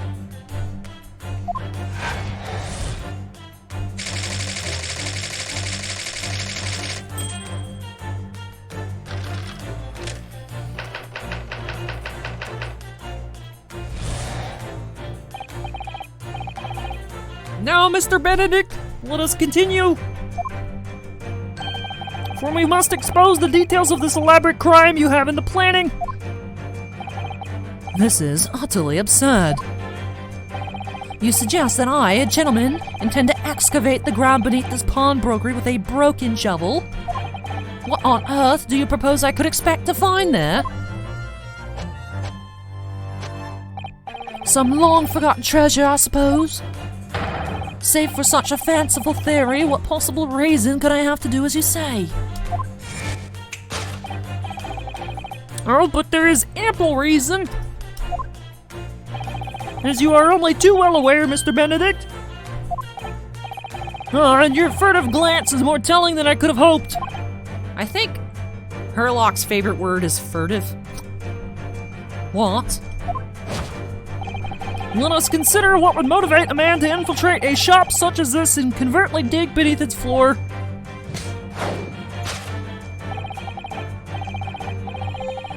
The answer is revealed by the council notice on the counter to which your eyes were inadvertently drawn. This letter gives notice of public works to be carried out in the local area. And according to the enclosed plan of the upcoming sewerage works, beneath this shop runs a sewer that adjoins another, one that runs under the bank on the opposite side of the road. This madness has entered the sewers now, has it? By excavating the ground beneath our feet, you would gain access to the waterway that flows in very close proximity to the great vault of the financial institution opposite.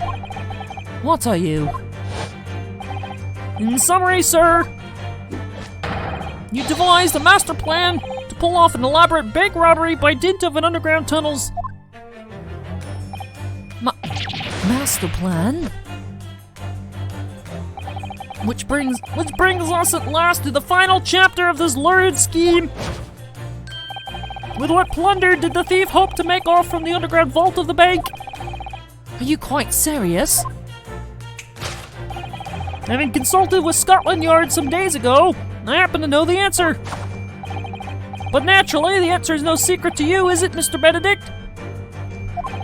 I have no idea what you're talking about. Allow me to present a rather interesting piece of evidence. You see, this picture postcard tells us all we need to know. Postcard of the Great Exhibition? I'm afraid you've quite lost me. Currently in the final stages of preparation, the Great Exhibition will soon be underway, and the government has provided extra funds to complete the centerpiece, the Crystal Tower.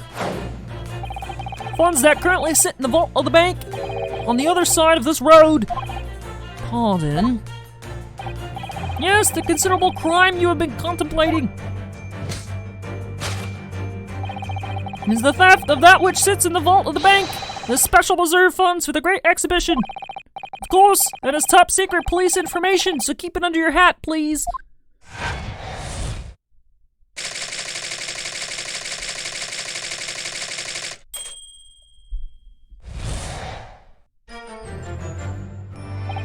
This concludes Herlock Sholmes' great deduction of this pawnbroking puzzle.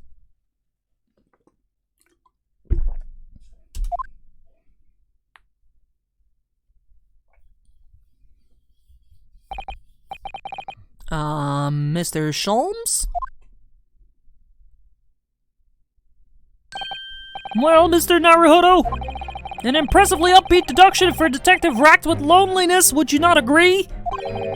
Was it true what you said about the bank over the road and what it has in its vault? Indeed. Though few know of its existence, it is one of the government's most closely guarded secrets, and I just announced it to everybody. Gregson told me, in the strictest confidence. Sholmes, you can't tell anybody, but there's a bunch of money in this vault across the street from some random pawnbreaker. I'm telling you in the strictest confidence possible. I hope you won't tell anybody, even though last in-game episode number 4, I talked about how much I don't like you, so I don't know why I tell you this very important personal, confidential information. But you just announced it to everyone here, rather loudly, in fact. And if it's such a big secret, how would Mr. Benedict have come to find out about it? There can be but one explanation for that. Clearly it is because the man is a criminal. Well, what if he didn't know anything about the money in the vault? If he is a criminal, as you said, then buying a brand new shovel is sure to be the first thing he does now that you revealed the secret. No. Nor if he doesn't, maybe Mr. Windibank will. He already has plenty of shovels here after all. On my life, I'll show you I'm not so unscrupulous. Well, hopefully this has taught you a valuable lesson. Sensitive information must be handled with the utmost of care. One can never be sure that someone privy to secrets won't disclose them, and once the word is out, it's out. Perhaps I'll think twice before confiding in you next time, Mr. Sholmes. An excellent idea, Mr. Naruhodo, an excellent idea. Well then, Mr. Naruhodo, you know what to do, I'm sure. Yes, let's rob the bank. What? Let's listen to the great deduction again. And see if we can massage it into shape. You can't rob the bank, Mr. Naruhodo. But that'd be a lot of money, Susato. We could just...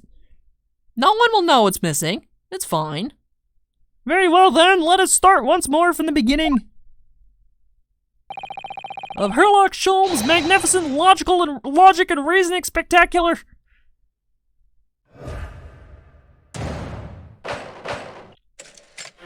Hold it, Mr. Sholmes.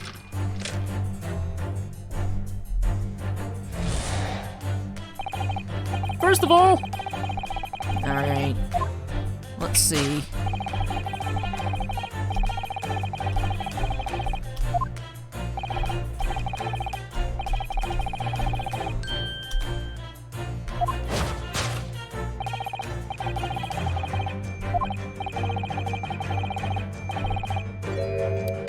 So it's not the staff recruitment flyer. So, by Mr. Sholmes' reasoning, Mr. Benedict came here in order to apply for a job so he could dig down through the floor. Yes, and attempt to tunnel into the sewers to gain access to the money in the vault of the bank across the road. But he wouldn't get very far with a broken shovel, would he? No, I think it's fair to say his motives lie elsewhere. The question is, where? What did bring Mr. Benedict here at this particular point in time?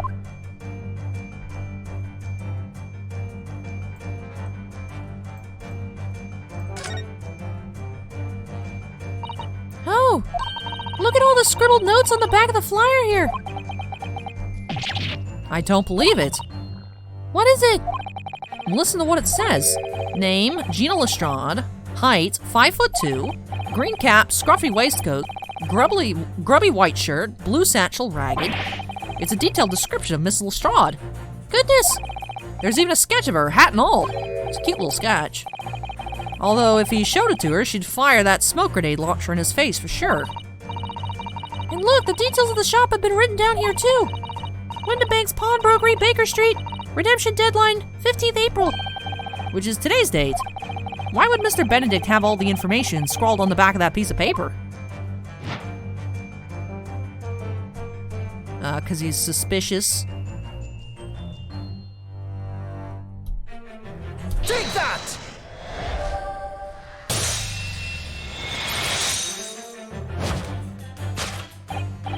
Yes, what brought you to the shop in the first place is the info about Miss Lestrade.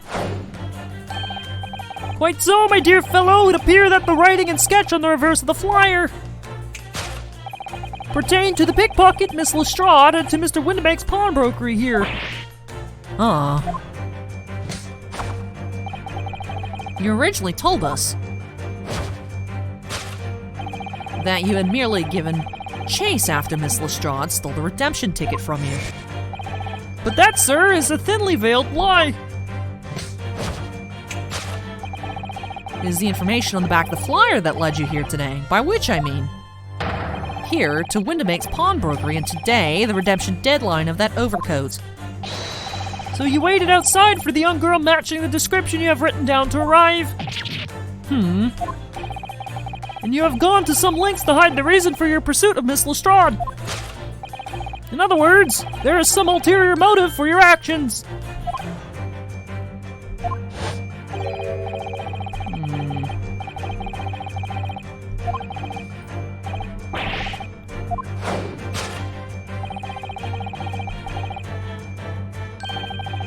Missing ferrule.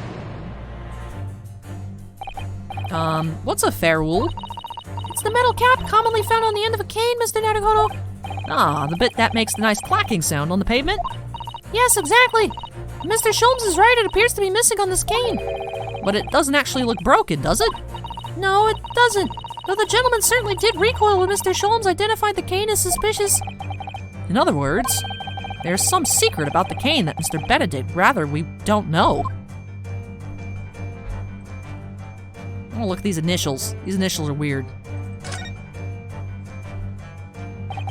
Look here, Miss Susanto. There are some letters on the handle. Ah, yes, those must be initials, I think. In the West, it's customary for people to engrave their belongings with the first letters of their names. So Herlock Sholmes would be HS, you mean? That's right. And the initials on this cane, obviously. Oh. AG? Why does it feel as though that's not quite right? As we go... Like that.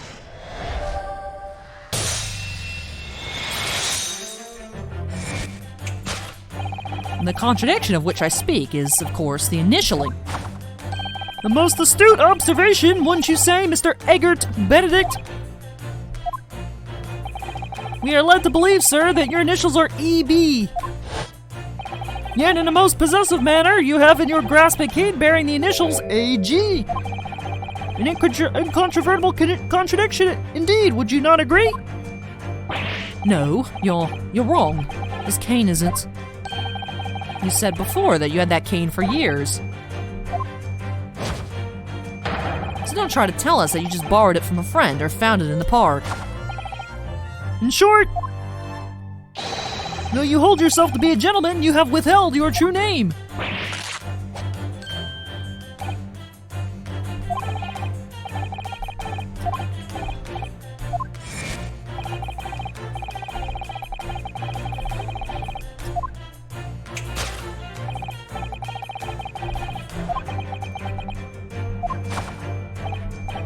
Yes, obviously it's a broken shovel. Duh.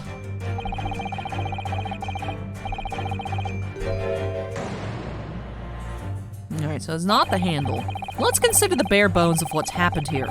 Miss Lestrade redeemed that fine-looking overcoat, and now a mysterious man has appeared, introducing himself with a fake name and claiming that the overcoat belongs to him. But we know that he actually identified Miss Lestrade from a written description, which suggests that everything he's told us is untrue. So what we need to do here is somehow prove that the overcoat cannot possibly belong to him. I mean, when he flinched, I heard it tear. So it's too small. Oh, the seam on the shoulder there is coming apart, look! So it is. You know, a moment ago when Mr. Benedict was surprised by something that was said, I thought I heard him make a rather strange noise. It sounded a bit like a tiny growl. But now I think it was probably the sound of the seam ripping open. If you look closely, it does seem to be a very tight fit. The sleeves are stretched to bursting, and he wouldn't have a hope of fastening it at the front. If he were to run around it, and I'm sure the whole thing would fall apart. That I'd like to see. Sorry? So how can we make Mr. Benedict run around? She's really giving it some thought. Yeah, it's too small. Take that!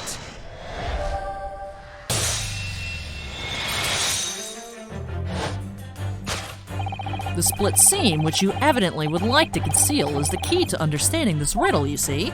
Ah. Yes, because the overcoat is rather obviously a poor fit. Having forced it over your broad shoulders, the seam is already breaking apart. My suspicions were aroused from the outset. When you so badly lied about your name and so boldly waylaid this pickpocket. This catalog of untruths has all been for one very specific purpose. To steal the article that the young girl redeemed from Mr. Winnebago.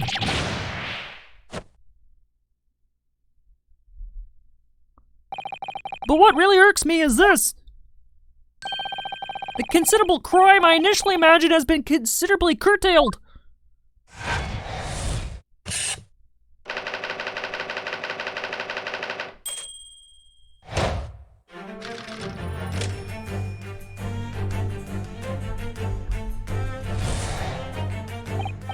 Now, Mr. Benedict, let us continue. For we must expose the details of this elaborate crime you have in the planning. This is utterly absurd. You suggest that I, a gentleman designing a wheeze to filch some tawdry article of pawnage, have you forgotten that I redeemed the article in the proper manner using the watchword? Had I not been the one to deposit in the first place? How could I have possibly not known the relevant details? N'est-ce pas? Oh, so he's a... I should be giving him a French accent.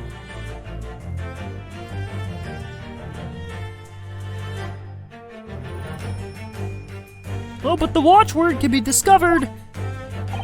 As you are only too well aware, Mr. Benedict. And your furtive glance is more telling than I could have hoped. What? Quoi? Let us consider how one might come to learn a secret watchword relating to the pawn property of another. The method is revealed by the council notice on the counter. Nope. The direction of the deduction must change rather dramatically now, I think. Yes, no more talk of tunneling into the sewers, which is a pity because it all sounded rather exciting. Anyway, you can't deny that this mysterious gentleman did know the watchword. Yes, Professor. If you didn't know that word, Mr. Winnebago would have never allowed you to redeem the article. Or looking at it another way, if you did know the word, Mr. Winnebago would allow you to redeem the article whether it was yours or not. So the question is, could this gentleman have found the watchword out somehow?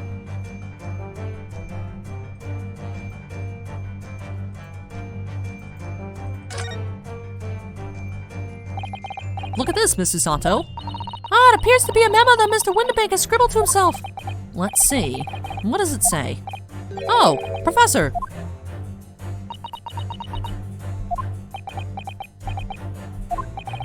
Mr. Winnebago must make a note of the watchwords his customers give him right before their eyes. And an alarmingly clear script as well. Oh dear, I don't know where to look. Who knows what other secrets I might see? Take that!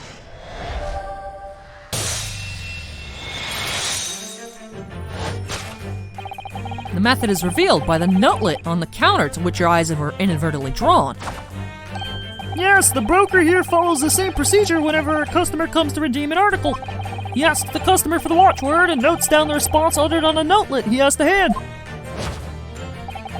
Then he consults his ledger and confirms whether or not the watchword matches that of the article in question. I would expect nothing less of a diligent pawnbroker. But his diligence clearly has its disadvantages. What are you talking about? It is increasingly apparent that you were present in this shop before your accusation of against Miss Lestrade. In all likelihood, you followed her inside and then observed her talking to Mr. Windibank. When the diligent broker made note of the watchword, as is his common practice, You observed him writing the word professor on the notelet besides the ledger.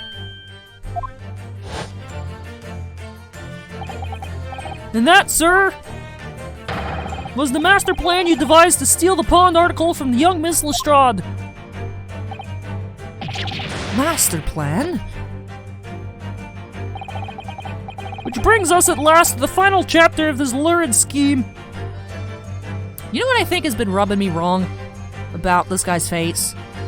I feel like I've never seen the show, but I've opened up enough cards. Let me see. Let me open up Google Images.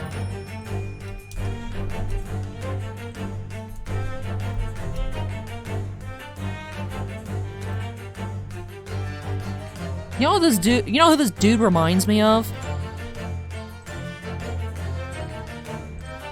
Alright. I'm gonna just put a picture on screen. And I want you guys to let me know what you think. Alright.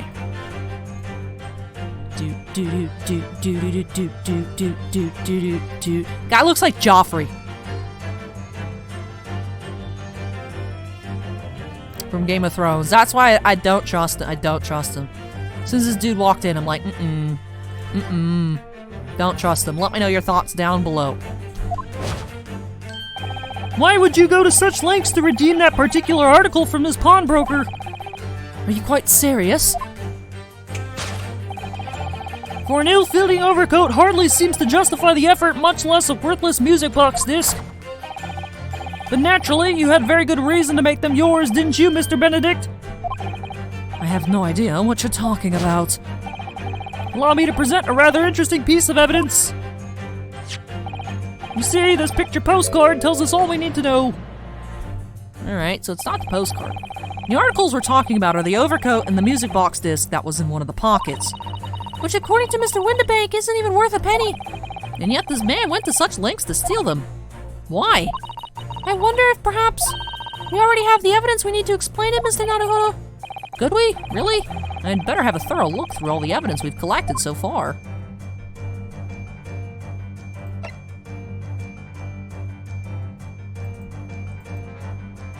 I want to examine this.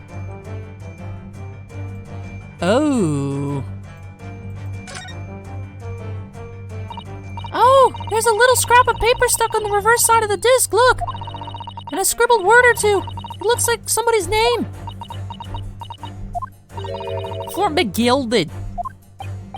McGilded? McGilded. It couldn't be. But it is, Mr. Naruhodo. A name I shall never forget for as long as I live. But why? Why is his name on this?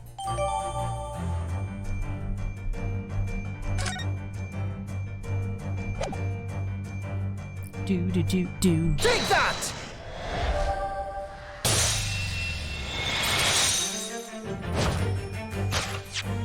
You see, this music box disc tells us all we need to know. What's that on the back? It reads for McGilded.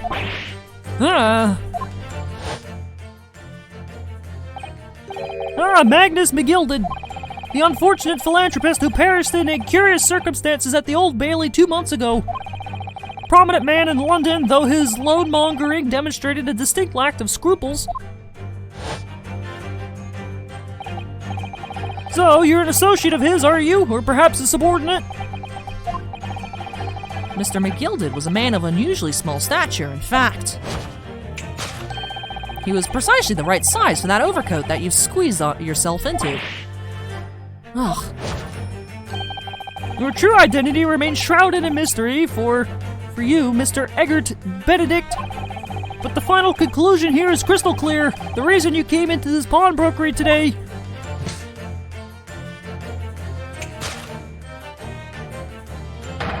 was to retrieve an article left behind by the late Magnus McGilded. Oh.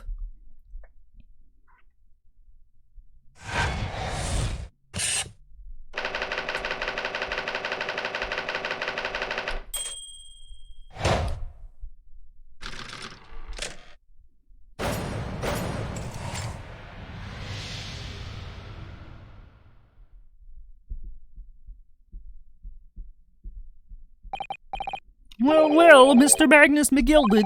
Not a name I expected to hear in these circumstances.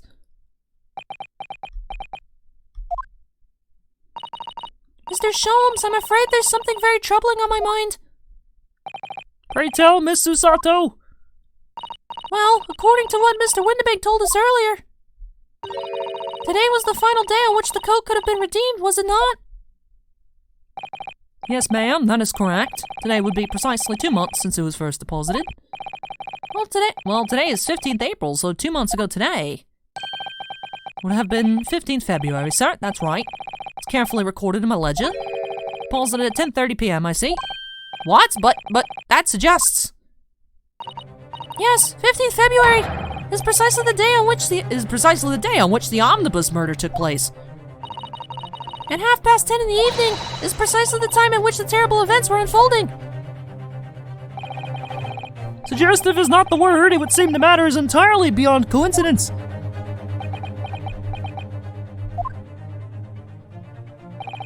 You are, of course, at liberty to make whatever outlandish deductions you choose, however...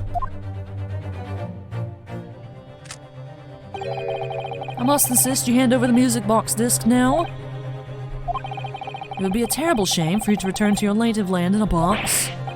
What do I do? Absolutely not. Absolutely not. Shoot me, coward. You won't. Bet you won't. There are some things a man must protect at all costs. This may well be one of those things. Then again, it may not. Mr. Windibank, this is my shop. I can't allow any harm to come to my customers. If that were to happen, I should have to take my own life. Mr. Windibank, no. All right, that's enough. All right, that's enough. Inspector Gregson. Inspector?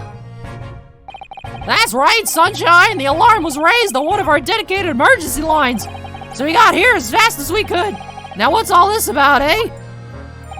Oh, praise be. You're here at last. I was moments away from forfeiting my own life in my own very own establishment.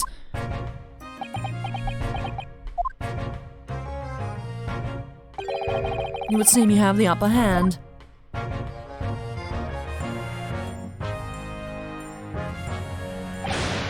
Right, you lot have some explaining to do. I don't appreciate being bothered with some petty argy-bargy. Petty? Mr. Windibank very nearly met with his end. Yeah, by his own gun, as far as I can tell. Oh dear. And the whole Britain could meet with his end if I don't get to the bottom of this case I'm supposed to be working on. What on earth is the case, Inspector? Spare no detail, Gregson. We won't tell anybody, I promise. I might have said a little too much.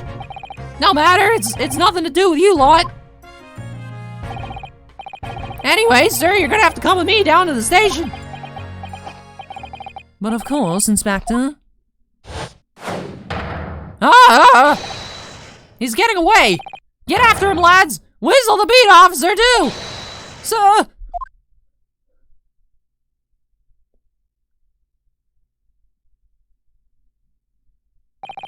There's been a spate of thefts at pawn shops around here recently, so we fitted emergency buttons underneath the counters for brokers to let us know when there's trouble.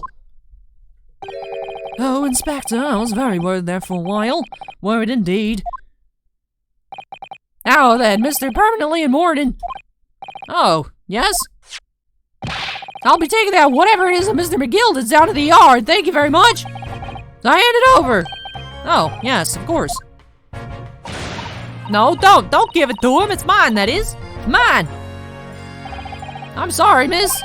But anything belonging to McGilded has to be taken as evidence now. As evidence? If the police demand something as evidence, my dear fellow, we have no choice but to capitulate. It's all yours, Inspector.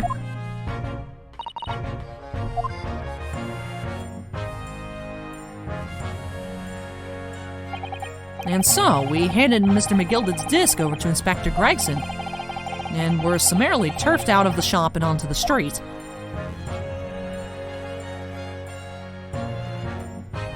To be continued. Huh. Alright, well this was very interesting, very interesting. So obviously, McGilded didn't deposit the disc in the coat because he was dead. Or was he? Dun dun dun! So is McGilded actually dead, or did he fake his own death? I mean, he was able to forge evidence, right? I mean, I guess you could just put some random burnt short person in the... That sounds so bad. That sounds so bad. But I guess you could put a small statured dead body that's burnt inside? I don't know. Is McGilded dead? I have no idea. There's a lot going on in this episode. There's a lot of depression on my behalf going on here. Why is the world so cruel? Nothing else matters. And in the end, it didn't even matter. I tried so hard, and I got so far, but it didn't even matter.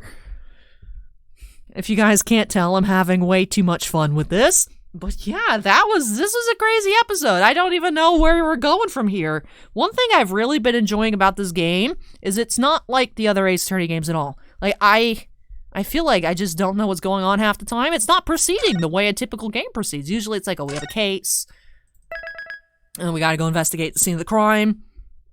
Half the time in this game, we're just stumbling upon stuff and seeing what happens. And just being like, oh, I guess we're gonna go try and find Herlock's missing violin.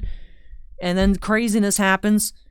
It's just a lot, and I love it. It's so different. Still not sure how I feel about the jury. But honestly, I think that's just because I don't like the members of the jury. Definitely was a lot more pleasant last case because I didn't hate every single jury member. There was no crazy knife guy, so it was fine. But I am absolutely loving this game, and I want to know what's going on in Investigation Part 2. What are we even investigating currently? That's the thing. It's like, oh, we'll eventually find out that all along we were working towards this big goal, but right now, I don't know what it is. Is McGilded dead? Did he tell Gina to go get this thing? And, like, who told Gina about it? Who told that other guy about it? Why is this random JoJo character trying to rivaling Herlock? How is that even possible? It's like they're meant to duel. I can only imagine what this would look like animated. Oh, it would be glorious. It would be so glorious.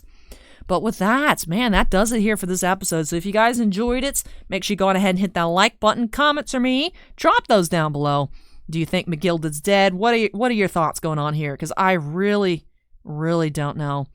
So let me know your thoughts down below. And of course, if you're not yet part of the Allie's Treasure Trove family, I'd love to have you join us. Make sure you go ahead and hit that subscribe button.